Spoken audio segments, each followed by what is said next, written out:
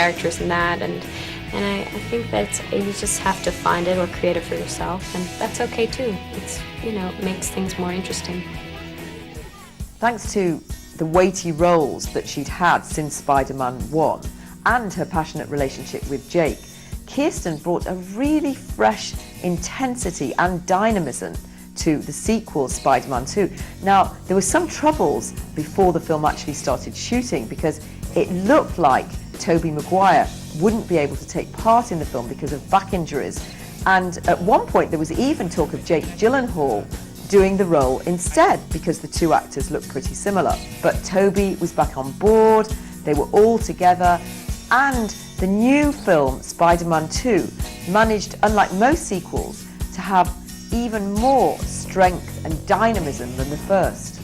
I mean, for me, I felt a lot better doing this movie because I was just more confident in myself and in my acting, and I was just more secure doing this film, and so it just made for me to be even more collaborative with Sam and be more respected as an equal in this movie. Kirsten was really happy that her character Mary Jane evolved to become much less of a victim in this film than the previous one. No, I'm not being as dropped or as much in this one. In this one, I'm, you know, being grabbed by tentacles, but at least I'm not dropping, free-falling in this one, and there's not as much screaming either in this one. And there's more in-depth development to the character in this one, which interestingly parallels some of the experiences that Kirsten herself was going through. Well, I mean, I think we're both, you know, going through a time in your life where you're becoming a woman and you're dealing with, you know, a lot of different feelings, and she's just on a wrong track with like a lot of guys she's dating. Luckily, like, she got out of where she was living and she was strong enough to move to New York by herself and pursue her acting career, even though she covers herself a lot. Like, she's very insecure, and I can understand, you know, that feeling, but I have more support around me than she did. I mean, Peter's the only man that I think she was very vulnerable with and confided in. Spider-Man 2 was a colossal hit, largely regarded as superior to its blockbuster predecessor. Kirsten followed that huge success by expanding her repertoire in the romantic comedy Wimbledon. The versatile actress played a rising star in the professional tennis world and love interest opposite Paul Bettany. The young actress has long been aware of the difficulties of growing up in the spotlight. I mean, it's definitely not easy, you know, in terms of relationships with family, and you know, now it's like I'm in control and everything's changing, and you know, it's hard for everybody around you kind of to change with you always, and so it doesn't make it very easy, but you know, I wouldn't take it back, but you know, it definitely has led to you know, a different, you know, I'm not a normal 21-year-old, that's for sure. With her mother Inez, the gorgeous blonde has opened her own production company called Wooden Spoon, named after her grandmother's favorite instrument of discipline. Kirsten has long had in mind roles other than just acting. Oh, I'd love to direct and write, yeah. When preparing for her role in writer-director Cameron Crowe's Elizabethtown, Kirsten put her directing dreams aside to focus on her character. A lot of me is definitely this girl, and I think when you feel the most free in what you're doing is when you are being the most honest with yourself. So it kind of like feeds, you know, it feeds each other, I think. She was just such a great character because she's like not self-deprecating at all. She's very positive all the time, and she's really just there to help the other person. By keeping her boyfriend a priority, her family by her side, and her feet firmly planted on the ground, Kirsten is able to weather and navigate the volatile Hollywood storms. Kirsten's roles in front of and behind the camera will continue to expand as her faithful audience continues to watch her grow up and evolve before our eyes up on the silver screen.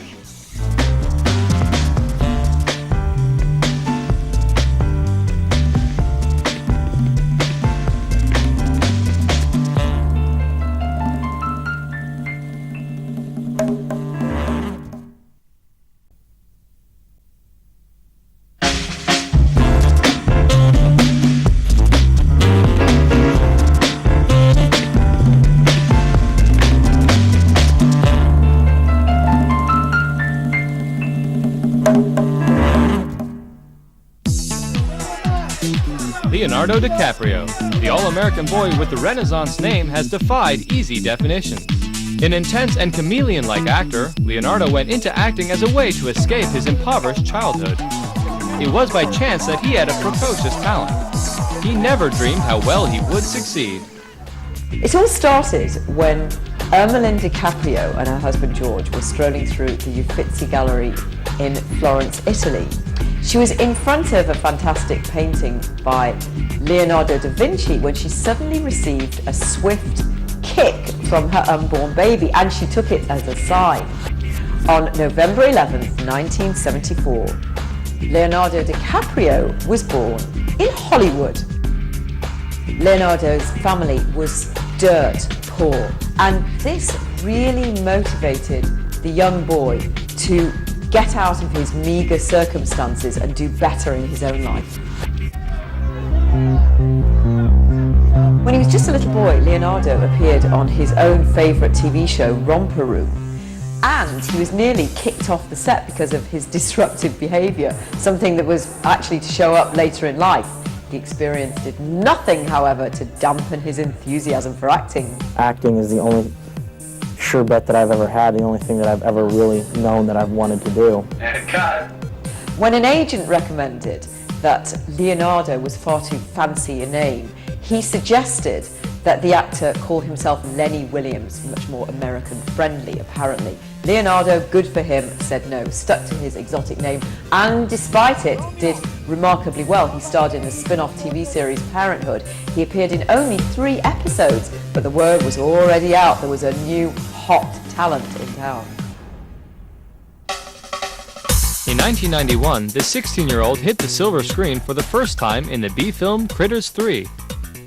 That same year, he received rave reviews as Luke, a homeless boy who had a reoccurring part in the TV series Growing Pains. In 1992, Leonardo blew away the competition when he auditioned for the De Niro vehicle, This Boy's Life, playing De Niro's son. He was one of 400 boys who went for the role, including Tobey Maguire. Tobey actually was so terrified of starring opposite Robert De Niro that he froze completely in the audition.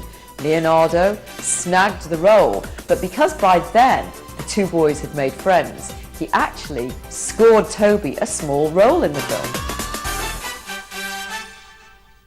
From their late teens, Leonardo and Tobey Maguire and a few other hot young celebrities got a reputation for being rebellious, for clubbing through the night and chasing gorgeous supermodels.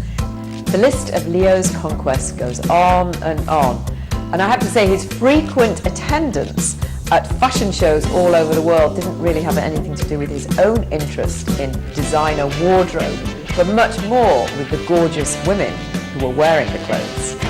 While busily generating his party animal status, Leonardo remained very close to his adoring mother and sometimes brought both her and a date with him to his premieres. He lived with Ermeline in Echo Park until he was 20 and has been quoted as saying that he would be happy if he found a woman with half the qualities of his beloved mom. I took my mother to Golden Globes, and unless I get a girlfriend real quick, then I'll probably take her again, because I think she's the most important woman in my life right now. In between parties, Leonardo was cultivating a serious reputation as an extremely talented actor. In 1993, the 19-year-old was cast along with Johnny Depp and Juliette Lewis in the quirky independent film What's Eating Gilbert Grape.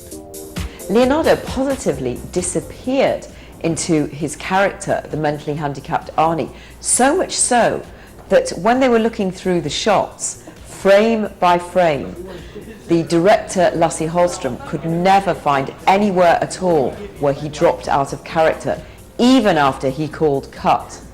Audiences were completely blown away by his performance, and not surprisingly, the role led to an Oscar nomination for Best Supporting Actor. But Leonardo was never one to be really swept away by awards and nominations. I've been acting for a little while now, and I see what heat does and how it can sometimes be, in disguise of something else, that it's not always what it seems, that, things fade away and then they come back and they fade away. And, I just want to have a long career, and I'm looking at it as something that's, just going to give me more opportunities for the time being. In 1995, the neo-western The Quick and the Dead was being cast, and along with Gene Hackman, Sharon Stone was starring, and because she was such a powerful force in Hollywood at the time, she was given her choice of directors and co-stars, and she was so determined that Leonardo should play the part of Gene Hackman's son that she announced that she would personally pay his salary as long as he got the role, and she did. The 21-year-old surpassed the leading lady's expectations. Leonardo is without a doubt the most talented, gifted actor I've ever seen, ever. I've never seen anyone who has the gift that Leonardo has. He has this unbelievable ability to transcend all things. Leo got to lock lips with the gorgeous Sharon Stone. Admittedly, it was very brief, and it only took 2 takes. I'll tell you what it was. She shoots the guy, and then she grabs me by the neck and she goes, and like flings me off, sort of. It's not like a passionate thing by any means. And you know what? I was expecting a little more from old Sharon. Leo's 19, so it's a lot like kissing your arm. This was my first kiss of a 19-year-old. But with Leo, I sometimes sit and look at him because we've become good friends. He's a brilliant mind, just astonishing creativity, just way, way beyond what you can imagine someone who's been 17 years out of diapers to have any comprehension of. His sense of life and truth is really astonishing. While Leo was turned down for the part of Robin in Batman Forever in 1995, he got the thumbs up to play the main character in the dark and moody film version of Jim Carroll's gritty autobiographical novel, Basketball Diaries. It's a low-budget movie in New York. It's about this kid growing up on the sort of hip streets of New York and getting addicted to heroin. So it's a real sort of dark film. Leonardo embodied the tormented character flawlessly. Unfortunately, the performance was so compelling and convincing that a high school student in Kentucky who was just 14 copied one of the dream sequences in the film and gunned down 8 of his classmates, actually killing 3. A lawsuit was filed against the filmmakers by the families of the victims, but it was eventually dismissed based on First Amendment rights. When we come back, Leonardo turns his back on the opportunity of a lifetime. Leonardo was set to turn down the next role that came his way too, in Titanic, directed by James Cameron. He was more used to playing brooding, intense characters and didn't much like the idea of playing the leading man in what was obviously going to be a massive blockbuster.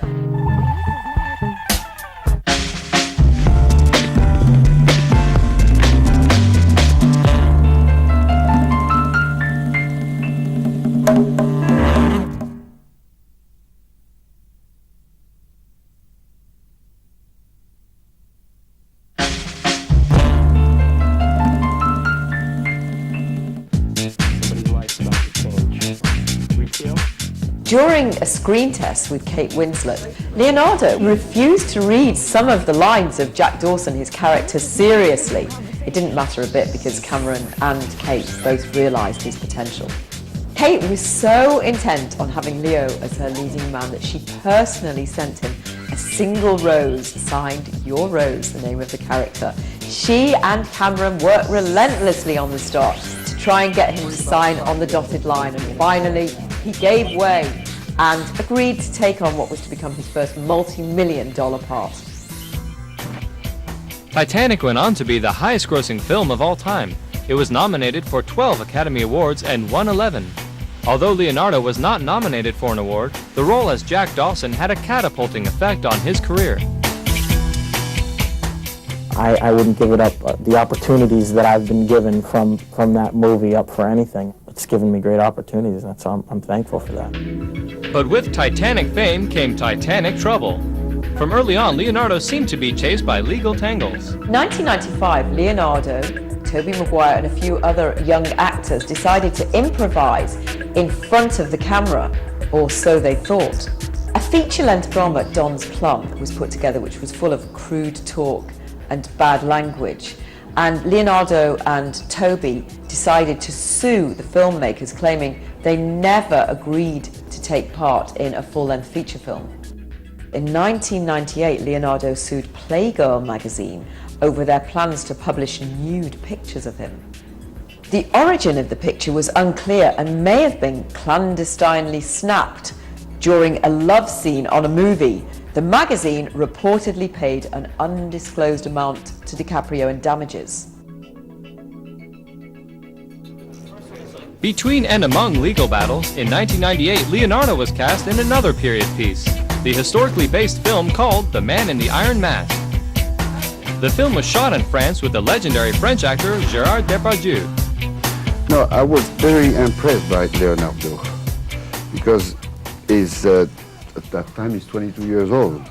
And he's such a lot of experience, but he's got beautiful things because he listens and he mimics all the time, but he knows the best way of each other, you know, and that's very strong. Along with Depardieu, the 24-year-old actor had the chance to work with a number of other screen legends. The impressive cast included John Malkovich, Jeremy Irons, and Gabriel Byrne.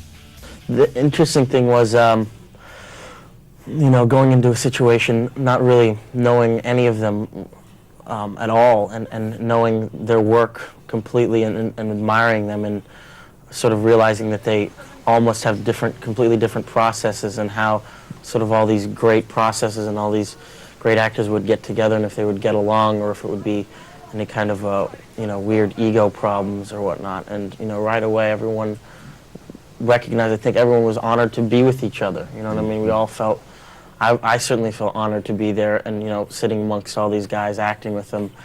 And you know, I learned a lot just by watching their processes, and I think right away everyone clicked and recognized that we were happy to be there, and it was a once-in-a-lifetime opportunity, and thus everyone acted like school children, and we're constantly making jokes and, you know, being ridiculous all day, which was fun. The fun helped Leonardo offset the difficult task of playing twin characters who were enemies, King Louis XIV and his identical brother, Philippe. It was an unusual challenge. Getting into each character was, you know, that's the fun part for me as an actor, is sort of being comfortable with each one of the characters and being able to switch over, you know, sometimes 4 times in one day. That's fun.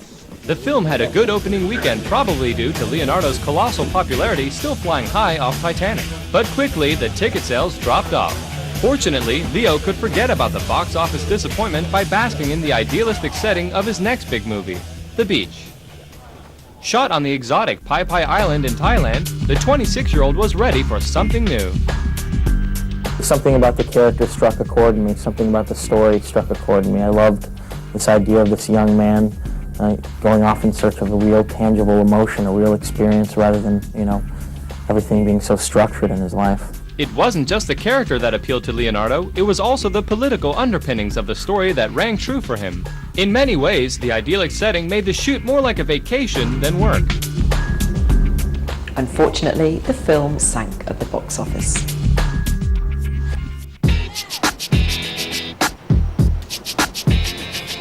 A few months after the film's release, the disappointed actor met Gisele Bündchen at a party in Hollywood, and she immediately helped him to forget the soggy reviews. The couple fell madly in love and were quickly seen about everywhere in Hollywood. Plus, Leonardo already had another new, exciting project on his mind to be directed by one of his idols. I heard about Martin Scorsese wanting to do a huge coming-of-age story, an epic set in America about Irish immigrants, gang members. I didn't know much about it, but I knew that it had a part, was a lead for a young man, and he was my favorite director of all time. And I was blown away. It was the best news I'd ever gotten in my career. Although Leonardo eagerly wanted to work with Martin Scorsese, as it turns out, Scorsese had been watching Leonardo for quite some time. My close friend and collaborator, Robert De Niro, told me about him specifically. He doesn't usually do this. He told me he did a film with him called This Boy's Life. The kid was 15 years old, apparently. He said, watch this. He's a very interesting kid, very interesting actor. And he said, someday you should work with him. And then he did Titanic. And right before the Titanic, I saw This Boy's Life, I saw What's Eating Gilbert Grape, and I just knew him as really an actor with a great deal of promise and extraordinary energy and talent. So when Titanic occurred, and he became a great movie star, at that point, along with not only would I feel secure with the young man as an actor, but also bankability. Leonardo was so enthralled about being a part of this film that he and Scorsese actually took pay cuts to keep the budget under control. Up next, Leonardo takes the act out of acting. In one fight scene between his character Amsterdam and a rival gang, he actually broke fellow actor Daniel Day-Lewis's nose. Daniel Day-Lewis amazingly carried on acting until Scorsese yelled cut.